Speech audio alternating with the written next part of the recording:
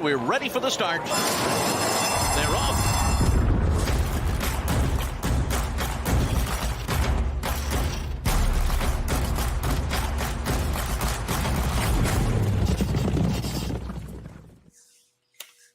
Welcome in, everybody, to It's Official. It's Tuesday. That means Jeff Siegel joins me to take on 5 topics from the past week. But, Jeff, we've got breaking news today in London. The world's best racehorse was named, and can you guess who it might have been? I'm thinking Flightline, but I'm just going out on a limb here.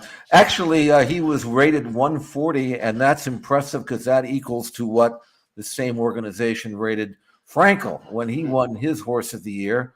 5 pounds, I believe it is, 5 points, pounds, whatever it is, better than this runner-up by Eid. So I think if you discuss as people have been known to do since his Breeders' Cup win, how this brilliant horse Flightline compares to some of the great ones over the past years, decades, whatever. You don't have to be ashamed if you say he's the best you've seen. Right. I tell you what, he's the best I've seen, and if you want to include Frankel, then I would say that he is the best I've seen since Frankel. Now, it's apples and oranges because he's over there running along on the grass, but if you talk about dominance over his contemporaries, I mean, Flightline this year had a campaign for the ages and deserving of whatever accolades he may get in the next week or two. And I have a hunch he just might be named Horse of the Year in the Eclipse Awards. I think I'm going to be okay with that prediction. Yeah, champion older male and Horse of the Year at the Eclipse Awards seems like a foregone conclusion. Let's get to 5 more debatable topics this week as we go to the big board on It's Official. We're going to start off with what you deemed an all-star performance. A tip of the cap to Manu Ginobili there. It was Ginobili the horse at Oaklawn who was sensational in the 5th season. They go into the far turn. Dreamer's Disease with a closer Ginobili in second. Dreamer's Disease just 3/4. Now less than that as Ginobili makes his move. 2 lengths to Hello Hot Rod. Heart Rhythm takes over 4th now. He's on the move, but he's 5 lengths behind Ginobili. Then comes Silver Prospector. Rated R Superstar is unwinding, but he's still 10 lengths off the uncontested leader at the top of the stretch. And his name is Ginobili. And Ginobili has put a 6-length margin. Rated R Superstar has run up in the center of the racetrack, and he is closing. He's come from last up into second, but he'll have to fly to catch Ginobili. Ginobili is 6 in front. Running Ray, Rated R Superstar, and Heart Rhythm for second. Ginobili! What a performance there from an old-timer who hasn't run all that much, Jeff, but when he puts it together, he's pretty sharp. Well, he has been sharp in his last half a dozen races or so. Before that, he was an allowance horse who you would always want to bet against. But he got good all of a sudden, and but you have to go back to 2021. He won an allowance race with a 104 Beyer number. That left his form. He was running Beyers in the 70s prior to that. So what got into him, I don't know. Won the Pat O'Brien, was a very good second in the Breeders' Cup Dirt Mile Behind Life is Good back in 2021. And then was gone for almost a year, came back. And we talked about him last Friday, ran really well, a hot allowance race, beaten by Get Her Number, and had Forbidden Kingdom behind him. And then he parlayed that good comeback effort to his second start, which was the race that we just saw. And he's a 6-year-old gelded son of Munnings. It's hard to believe that as good as he is, that he's only won 4 out of 17 lifetime. Yeah. But, I mean, he's a much better horse than form would show.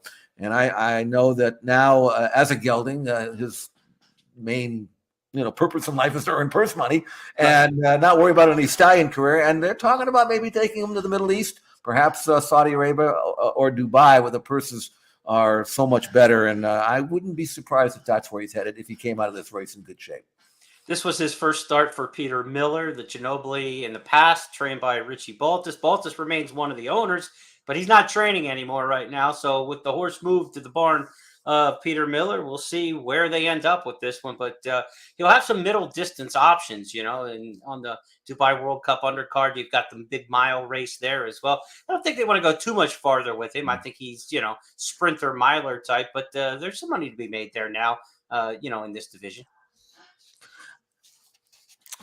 Let's take on our second topic this week as we move on to the big board. And We're going to find out what 3.55 million gets you in the market of buying horses. His name is Hijazi. He kind of just nibbled around in his first few performances, but the Bob Baffert trained 3-year-old finally got over the top with the maiden victory on Sunday at Santa Anita. Let's go back and take a look at Frank Miramati. Hijazi pestered by Sully with a quarter of a mile to go. 3 more. Worcester is starting to unwind in the clear on the outside, and he's becoming a threat to Hijazi with a furlong left to go. Hijazi, however, opens up. It's a 3-length lead. Worcester finishing strongly into second, followed by Sully in third. Hijazi with a 2.5-length lead, and Hijazi takes care of business. Hijazi wins by 1.5 lengths. Worcester clearly second best. Familiar colors there, of course, the Medina Spirit colors. And is he apt to head down that same path and become one of the top 3-year-olds of his crop? Jeff, this was one of those breakout performances after a horse kind of nibbles for a while. I always say the nibbler breaks out and then has a daylight win in the maiden race. Is this the kind of race you think springboards Hijazi, or were you not that impressed by it? No, I was impressed with him. My only concern with him is, even though he's by Bernardini and out of a mare by Medaglia d'Oro, he runs a little bit with his head up in the air, and I don't know how far he really is going to want to run. Now, he's a brilliantly talented colt for sure. Breezed in 9 4 at the sale, which is why he brought all that money. First dam is empty, but the second dam is by Seeking the Gold, was a good mare named Seeking the Ante. Anti-Spend was a spend-a-buck mare who went long. And I mean, there's plenty of stamina on pedigree. I don't think the bloodlines will stop him, but he's so fast. He actually ran second in his debut at Del Mar with a terrible trip behind a nice horse named Classical Cat. Second to Speedboat Beach in his next start when Speedboat Beach broke the track record. And then they stretched him out, and I thought that was the day we were going to see his best. But he finished third behind Cave Rock and National Treasure, and gave me the impression that maybe he wasn't quite ready to run that far. So I honestly I'm not really sure how far he really wants to run, I have to see it first. However, the horse that ran second, Worcester, he is a router, tried and true, another Baffert horse who's got 2 sprint maiden races now. And he's running really well in both. And when they stretch him out, he might win from here to the next post. If you're talking about sheer ability, I would think that maybe Hijazi would have the edge. But if you're talking about classic distances and who might be better off in 2 months, I wouldn't be surprised if Worcester develops and is the more effective of the two. So we'll see. Of course, they have to get in there first, and they're not going to earn any points for the Triple Crown and for the Derby until they are removed from Baffert's barn, which might not happen for a while. Well, with Worcester, at least he has the maiden condition left, so he can stay with the barn probably another shot. And then maybe to Oaklawn, it seems to be a path that the barn takes off with these kind that are maiden breakers. Keep an eye on Worcester. If you don't think Hijazi is necessarily a classic horse, that's not necessarily a problem for the connections, because as we move to our Triple Crown tracker, it's Zedon Stables, $2.3 million horse, Arabian Night, who was on the track recently. And Jeff, he caught your eye, and this is a horse in our Triple Crown tracker this week that we want to talk about working here at Santa Anita. Yeah, he was the cheapie. He only brought 2.3 million as opposed to the 3.3. This was a breeze he had just a few days ago, getting ready for his first start since his amazing win at Keeneland on Breeders' Cup Day when he won his debut by 7 1/4 lengths. And you can see how easily he's going here in this 5/8 and 59 and 3.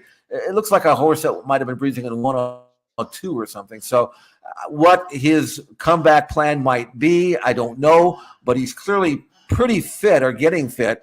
And being by Uncle Mo, you have to think that this is a colt that's going to at least go a middle distance and maybe farther than that. There's plenty of speed on the bottom side of his pedigree.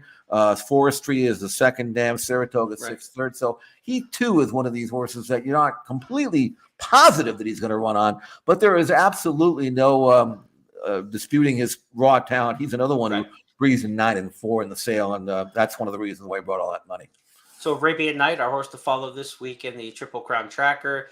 Of course, they've got the Kentucky Derby Future Wager Pool 3 kicking off this Friday through Sunday. The Baffert horses aren't part of the individual 38 wagering interests now.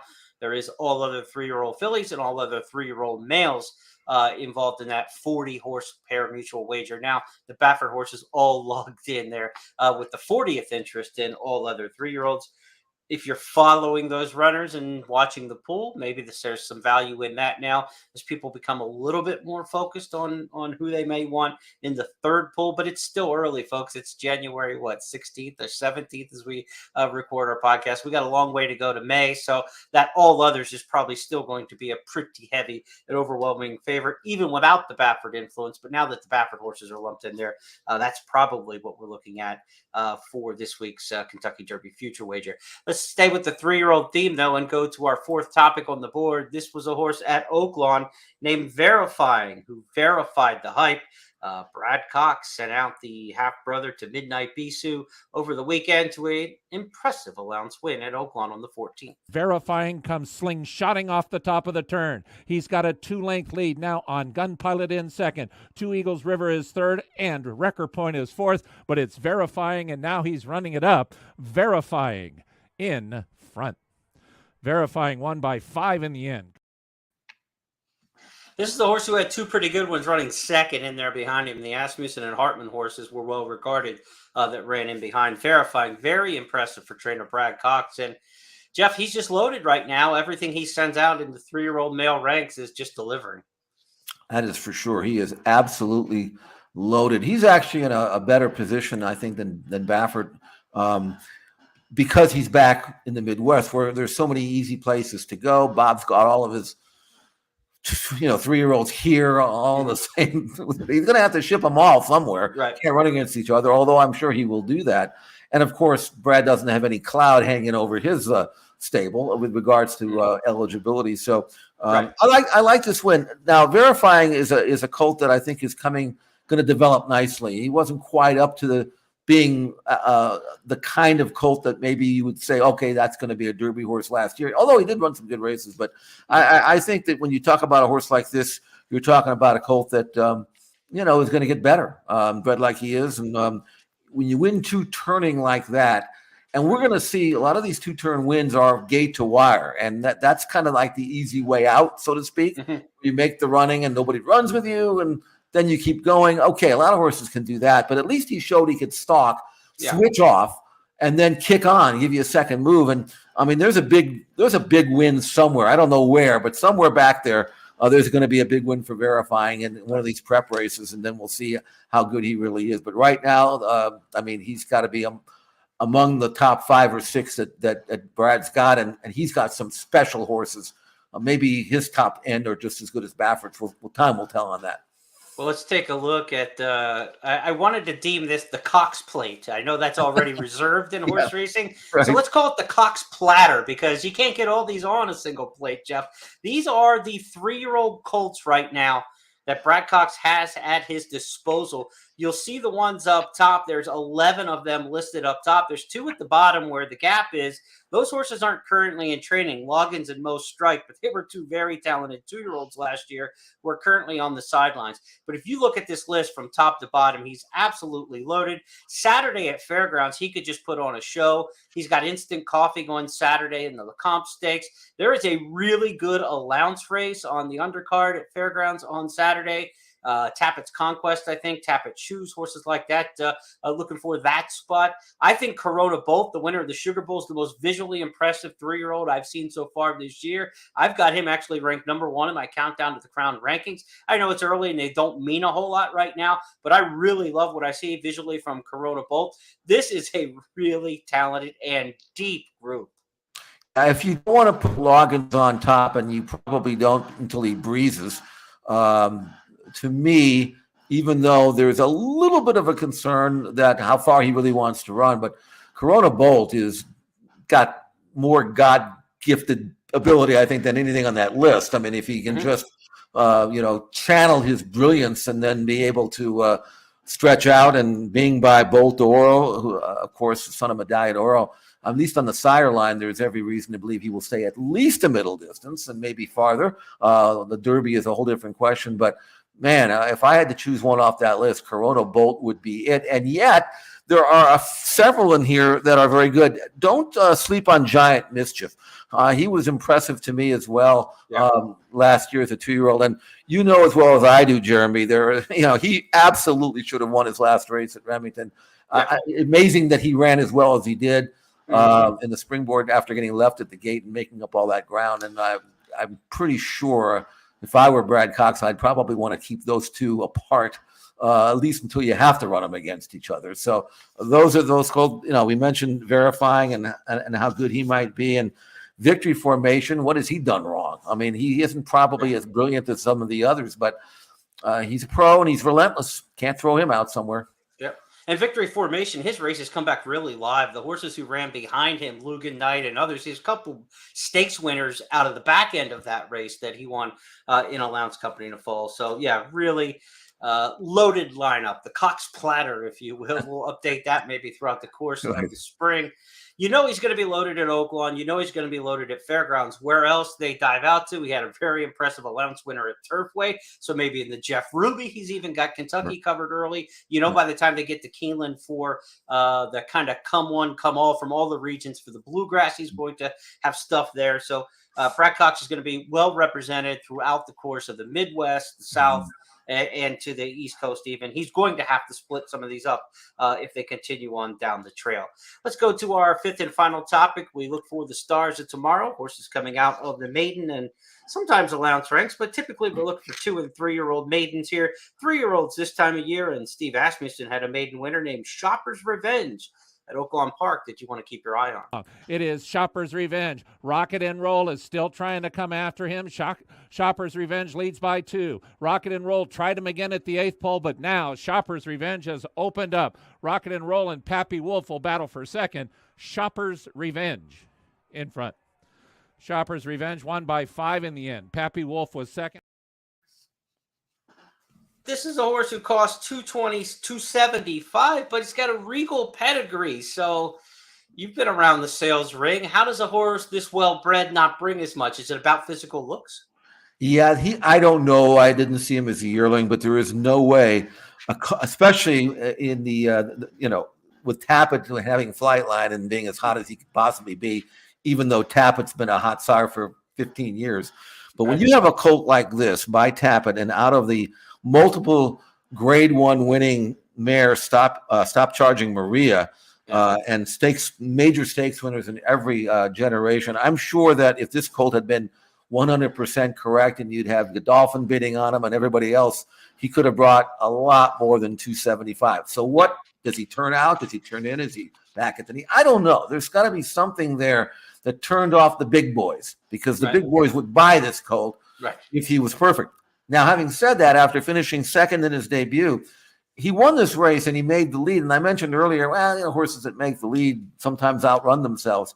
But this colt was not sent from the gate at all. He just kind of cruised up in there. Nobody went. And he said, well, I guess I got to go because no one else wants to go. But that wasn't really the intent. And he made the lead. He switched up beautifully.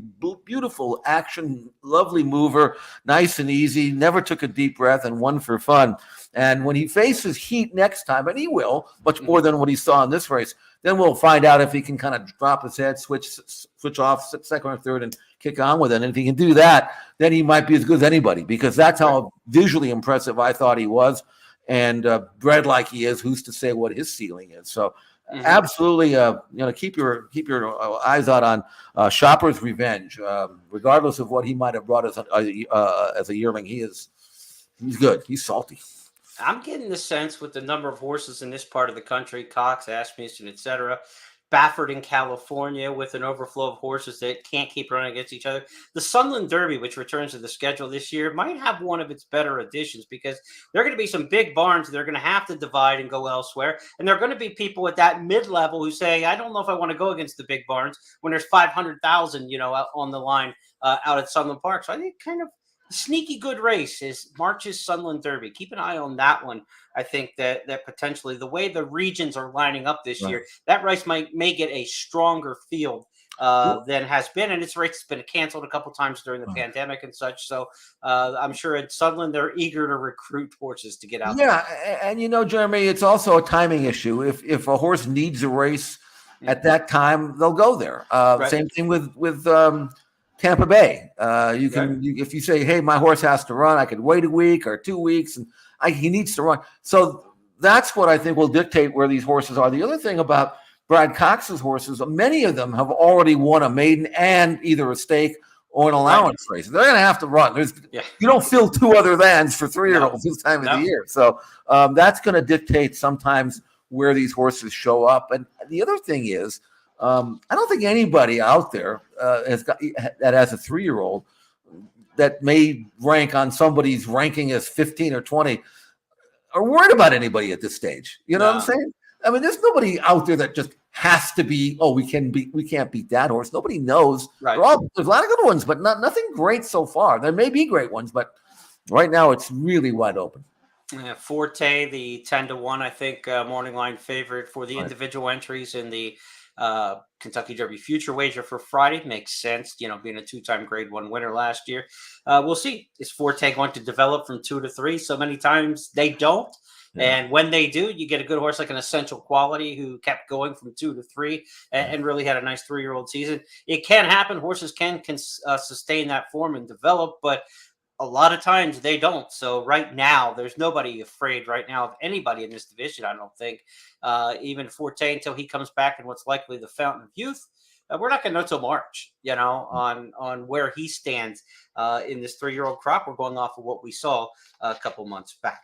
That's going to wrap up our 5 topics. We have a bonus topic some weeks here on the show, and it's a special day on January the 17th. It's birthday wishes to Ron Nicoletti down at Gulfstream Park. Ron, one of the deans of simulcast handicapping shows around the country.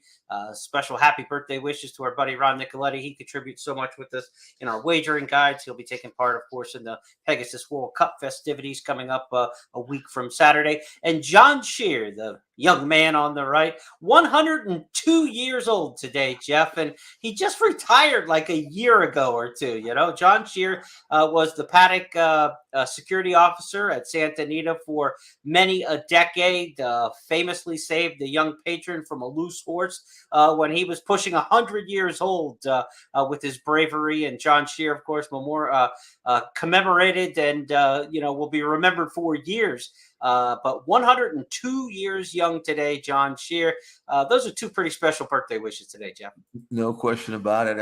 I've gotten to the point now when my birthday comes around, I don't want to hear about it. But when you get up to be 102, you kind of accept, I'm pretty old, but I'm not stopping. And I'm sure John's feeling that way. And Ron, good for Ron. I mean, he's been around a long time, and watch him on the simulcast shows and does a great job there too. So not quite there yet, but I'm creeping up on it. I can tell you that. I still got like 20 years on you, Jeremy. So you're fine. You just enjoy everything you can while you can. The math just hit me. I'm 51, so John's 102. I'm only halfway there. You're halfway there. I got a halfway to go. Right. I am a gambler, that. So one gamble I think you definitely want to make is I'm not getting to 102. That's what I think. You can take the under on that one. I don't think I've lived a healthy enough. You never know. You never know. Do not know. Tom Brady last night, maybe the last time we saw him in an NFL game, 45 years old, ancient dinosaur in NFL terms. But we'll see if the GOAT is finished with his career, if he's back for another year. Who knows where Tom Brady may end up in the future. But as we salute today, some of the veterans of sport, happy birthday, Ron Nicoletti. Happy birthday to Mr. Shear, John Shear, out in Southern California. That's going to wrap up this edition of It's Official. Our 5 topics this week are now all official because Jeff Siegel and I said so. We will be back with you on Friday for a couple different podcasts. Jeff and I on Friday will look at 8 stakes races across this weekend. It's a big weekend with the LeCompte at Fairgrounds. Laurel has a massive stakes card on Saturday. Friday, we'll have our first call podcast that previews the 8 big stakes races of the weekend that Jeff chooses. And then on Friday, we'll be joined also by Brian Natto at Gulfstream Park as Jeff and Brian pick through the Coast to Coast Pick 5 wager be offered Saturday and Sunday this week. Coast to Coast Pick 5 handled more than $200,000 on Sunday. So the wager is off to a very strong start. Now 3 editions in. Brian, Jeff will be handicapping this week and getting set for those big races on Saturday and Sunday. Jeff, give you the final word this week. Well, the final word is looking forward to that. Good gambling. They try to give us tough races for the coast to coast, and they're doing a good job as far as I'm concerned. Giving us tough races. They didn't do great last weekend, so hopefully this rain will clear out and we'll be fast and dry and get back to grass racing, which is what I enjoy most. But good cards coming up at Santa Anita, where I'm at, of course, and then we've got national races to cover as well. So a couple of days to catch our breath. We'll be back on it at the weekend. Don't forget to check out our analysis on xbtv.com, SantaAnita.com, of course, expressbet.com, and don't forget to check out my man's race of the week. Crushed last week, Jeremy. Congratulations for that. Always read the race of the week. I don't know when you choose that race. Is it like the day before, or do you have it all set up in advance? Usually on Wednesday, I look at the entries for Saturday and then try to figure it out from there. I don't want any short fields and I don't want any short prices. So we try to find something that's a good gamble, and we've had a little luck. I think about 1,700 in profit over the last 3 weeks. So cross our fingers on that race of the week, and remind fans that the post draw for the Pegasus World Cup that will be run on the 28th will be this coming Sunday. So by the time we meet next week for It's Official, we'll know the fields for that entire 14 race card for Pegasus World Cup Day. So on behalf of everybody with First and my partner, Jeff Siegel, go Bruins to him. They're on a roll. I'm Jeremy Plonk. We'll talk to you on Friday with our weekend podcast. Good luck, everybody.